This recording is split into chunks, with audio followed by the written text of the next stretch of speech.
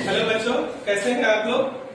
आज हम लोग ट्वेल्थ क्लास के लिए सबसे जो फर्स्ट चैप्टर है इलेक्ट्रिक चार्जेस एंड फील्ड, आज उसको हम स्टार्ट कर रहे हैं यहाँ पे। क्योंकि अब रेगुलर क्लासेस अभी तो फिलहाल हमारे बंद है, अभी हम इसी वजह से यहाँ पे ऑनलाइन कोर्सेस स्टार्ट कर रहे हैं और ये हमारा ये पहला चैप्टर होगा। आप लोग अपना पेन एंड पेपर निकाल लीजिए, आगे की सारी चीजों को भी हम डिस्कस करेंगे। तो हमारा जो फर्स्ट चैप्टर है जिसको आज हम डिस्कस करने वाले हैं वो है electric charges and field.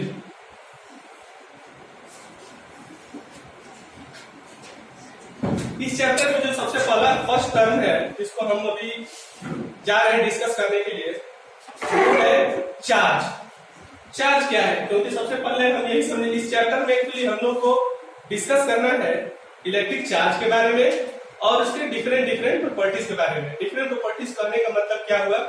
Different properties करने का मतलब ये हुआ जैसे कि एक चार्ज से उत्पन्न होने वाले या उससे ओरिजिनेट होने वाले इलेक्ट्रिक फील्ड, उसके थ्रू जो इलेक्ट्रिक पोटेंशियल होता है, इन सारी चीजों के बारे में इस चैप्टर में हम डिटेल में अभी स्टडी करेंगे और वन बाई वन। तो चलिए ठीक है, यहाँ पर जो फर्स्ट हमारा जो टर्म है पहले हम उसको समझने का प्रयास करते हैं, वो है चार्ज। तो चलिए समझते हैं पहले कि चार्ज क्या है। क्योंकि ये पूरा चैप्टर बिल्कुल इलेक्ट्रिक चार्ज और उसकी प्रॉपर्टीज के इर्द गिर्द ही ये घूमता है। तो सबसे पहले हम इलेक्ट्रिक चार्ज को यहाँ पर डिफाइन करेंगे कि इलेक्ट्रिक चार्ज है क्या। इलेक्ट्रिक चार्ज किसी भी मैटर का द मोस्ट फंडामेंटल और उसका इंट्रिंसिक प्रॉपर्टी होता है। ये बिल्कुल उसी तरह से होता है जैसे कि मास होता है। हम सभी जानते हैं कि मास किसी भी मैटर का most fundamental property. Fundamental property कहने का क्या मतलब होता है? फंडामेंटल प्रॉपर्टी कहने का मतलब ये होता है जब तक अगर हम कहते हैं कि ये मास जो है वो मैटर का most fundamental property. Fundamental property it means जब तक मैटर का एग्जिस्टेंस अगर रहेगा तब तक उसमें ये जो उसका प्रॉपर्टी है जो कि मास है वो रहेगा ही रहेगा। उसी प्रकार से बिल्कुल सेम एज जो हम चार्ज की यहाँ पर आप बात कर रहे हैं, वो चार्ज भी मैटर का मोस्ट फंडामेंटल और इंट्रिंसिक प्रॉपर्टी होता है। क्यों होता है? क्योंकि जब तक मैटर का एग्जिस्टेंस होगा तब तक उसमें चार्ज रहेगा ही रहेगा। चलिए ठीक है, तो पहले इसको हम थोड़ा लिख लेते हैं कि चार्ज क्या है। इन्हीं सारी बातों को जो बातें अभी मैंने बताई उन सारी बातों को अभी यहाँ पर हम बोर्ड पे नोट डाउन करेंगे और आप लोग भी पेन एंड पेपर रेडी रखने के लिए मैंने बोला था, आप उन सारी चीजों को यहाँ पे अभी आप नोट डाउन करेंगे। चलिए ठीक है, लिखिए। तो हम चार्ज को डिफाइन करेंगे, it is the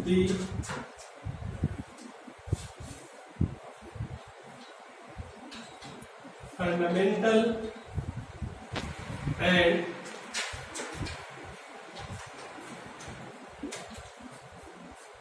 intrinsic property of matter। तो चलिए ठीक है, अभी तक तो हमने ये सारी बातें समझ ली कि ये चार्ज क्या होता है, चार्ज को हमने डिफाइन भी कर। अभी हम इसके टाइप्स के बारे में बात करेंगे कि चार्ज के कितने टाइप्स होते हैं। तो according to their polarity, charge की पोलैरिटी के हिसाब से या according to their polarity charge को हम दो टाइप्स में डिवाइड करते हैं। पहले को बोलते हैं पॉजिटिव चार्ज, जो कि वेल नोन है, आप लोग सभी सारे लोग इसको 7-8 क्लास से ही पढ़ते आ रहे होंगे कि चार्जेस के दो टाइप होते हैं। तो चलिए, चार्जेस के according to their polarity, polarity कहने का मतलब ये होता है कि उसके गुणों के आधार पर, उसके प्रॉपर्टीज के आधार पे दो प्रकार के चार्जेस होते हैं, पॉजिटिव चार्ज और negative charge. So there are two types of charges. तो चलिए, हम लोग बात कर रहे थे टाइप्स ऑफ चार्जेस के बारे में और according to their polarity there are two types of charges, negative charge and positive charge. अब यहाँ पर एक बात हम ये क्लियर कर देना चाहते हैं कि ऐसा कुछ भी बिल्कुल नहीं है कि ये निगेटिव है, तो ये बिल्कुल इसका जिस तरह से हम लोग नंबर्स निगेटिव और पॉजिटिव देखते हैं और समझते हैं वैसा ऐसा कुछ भी यहाँ पे है नहीं। ये यहाँ पर निगेटिव चार्ज और पॉजिटिव चार्ज बताने का मतलब या यहाँ पर उसको असाइन करने का मतलब ये होता है कि उनका नेचर बिल्कुल अपोजिट है। और यही वजह है कि हम one type of certain charge को हम निगेटिव उसको बोल देते हैं या निगेटिव चार्ज बोलते हैं, और अनदर टाइप ऑफ जो चार्ज होता है उसको हम पॉजिटिव चार्ज बोल देते हैं, क्योंकि उनका नेचर बिल्कुल ही अपोजिट होता है। तो नेक्स्ट थिंग है वो है, अभी हम आगे इसमें हम अभी उन सारी चीजों को डिस्कस करेंगे, वो है प्रॉपर्टी ऑफ चार्जेस के बारे में। यहां तक हम समझ गए कि टू टाइप्स ऑफ चार्जेस है, चार्जेस का हमने चार्ज को हमने डिफाइन कर दिया, और फिर हमने बताया कि टू टाइप्स ऑफ चार्जेस होते हैं। अगला जो है पॉइंट है वो है प्रॉपर्टी ऑफ चार्जेस। चार्जेस की क्या क्या प्रॉपर्टीज होती हैं।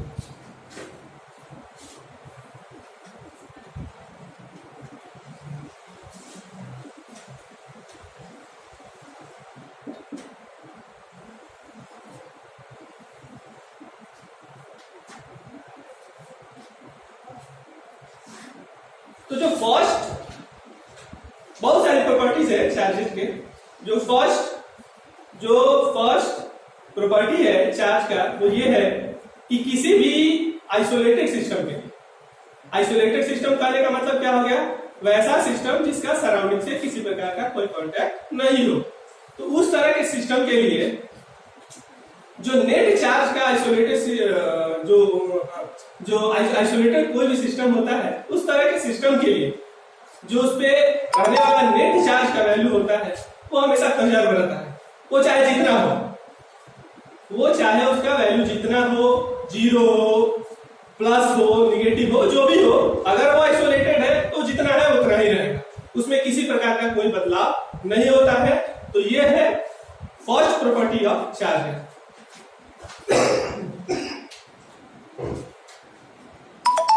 इसको नोट डाउन कर लेंगे। Sorry,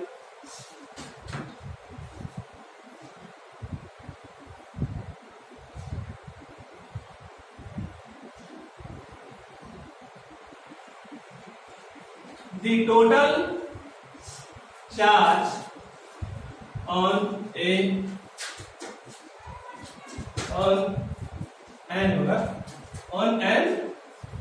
isolated system।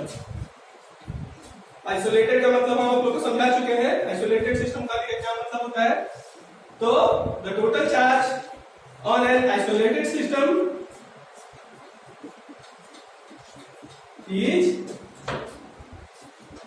Always conserve. Conserve करने का मतलब एक बार फिर से आप लोग को समझा देंगे बिल्कुल नॉर्मल भाषा में। कंजर्व करने का मतलब होता है उस चार्ज का जो न्यूमेरिकल वैल्यू है वो बदलने वाला, नेट चार्ज का न्यूमेरिकल वैल्यू बदलने वाला नहीं होता है, और इसीलिए हम बोलते हैं कि ये चार्ज कंजर्व होता है आइसोलेटेड सिस्टम के लिए।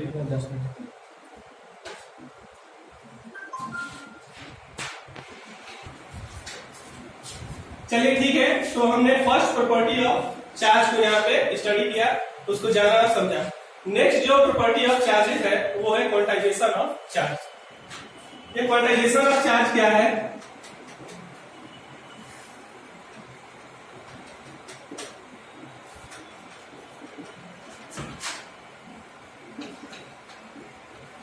ये क्वांटाइजेशन ऑफ चार्ज क्या है। क्वांटाइजेशन ऑफ चार्ज करने का मतलब ये होता है कि किसी भी बॉडी पे जो भी नेट चार्ज होता है, जो भी हो, पॉजिटिव हो या निगेटिव हो, वो पॉजिटिव और निगेटिव जो चार्ज होता है वो सर्टेन कुछ वैल्यूज होता है, उसका इंटीग्रल मल्टीपल होता है। वो सर्टेन वैल्यू क्या होता है, वो एक इलेक्ट्रॉन पे पाए जाने वाले चार्ज का इंटीग्रल मल्टीपल होता है।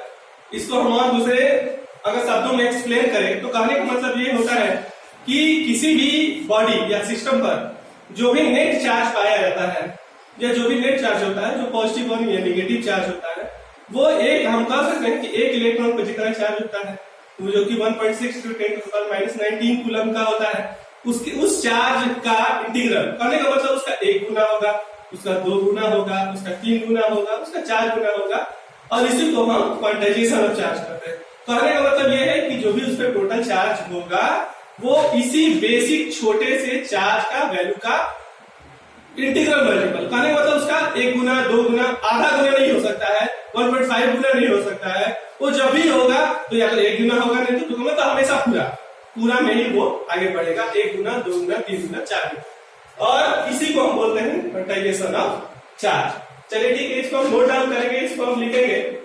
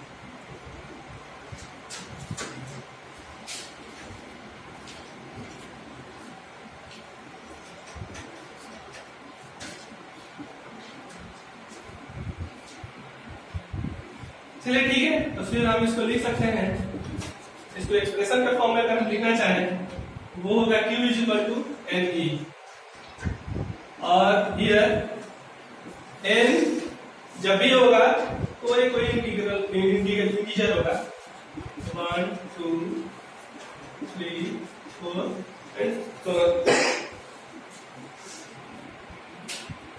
एक बड़ा ही इंपॉर्टेंट सा कंसेप्ट है, और इस कंसेप्ट पे हम कुछ यहाँ पर 1-2 न्यूमेरिकल वगैरह यहाँ पर हम करेंगे। नोट डाउन कर लीजिए इसको सारे लोग।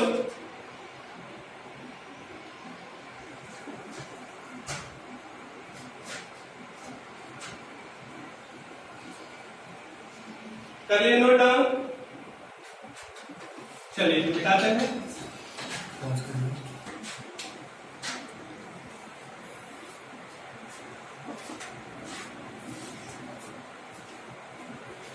ये क्वेश्चन ये है,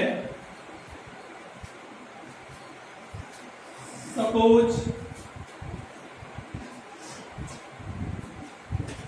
the total charge on a body A is 1 coulomb,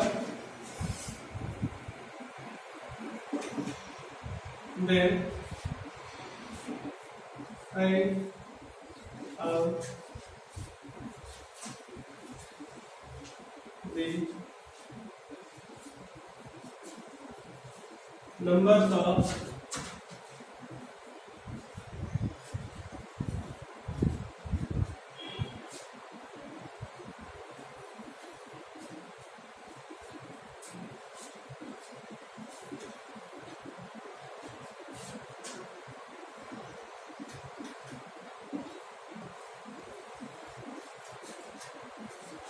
चलिए वीडियो को पॉज करके आप लोग इस क्वेश्चन को ट्राई कीजिए। 2 मिनट का 1 मिनट का हम आपको समय देते हैं। चलिए ठीक है, हम इसको बनाते हैं। हम आपको अभी पीछे बता चुके हैं according to quantisation of charge, हम एक्सप्रेशन भी बता चुके हैं Q is equal to mg। हम उसी को यहाँ पर यूज करेंगे और यहाँ पर हम नंबर्स ऑफ जो चार्ज यहाँ पर है वो हम निकालेंगे। तो हमको टोटल चार्ज यहाँ पर Q दिया क्या है, वो है 1 कूलम। एक चीज यहाँ पर हम मेंशन करते हैं, पीछे छूट गया वो, कि चार्ज का ऐसा यूनिट कूलम होता है। आप लोग इसको नोट डाउन कर लीजिएगा। जहां पर मैंने चार्ज का डेफिनेशन लिखवाया है वहां पर इस बात को नोट डाउन कर लीजिएगा कि चार्ज का ऐसा यूनिट कूलम होता है।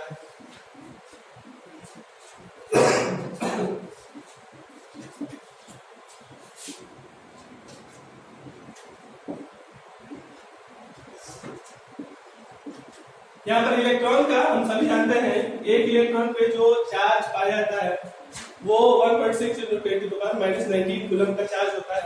उसके वैल्यू को यहाँ पर हम लिखेंगे।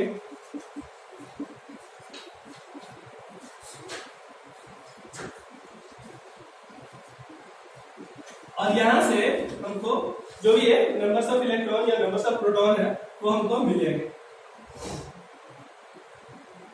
या हम कह सकते हैं ज्यादा जनरल टर्म हम बोल सकते हैं numbers of charge carriers 1 by में 1.6 × 10⁻⁻19। आप लोग इसको सॉल्व कर लीजिएगा, आंसर आ जाएगा।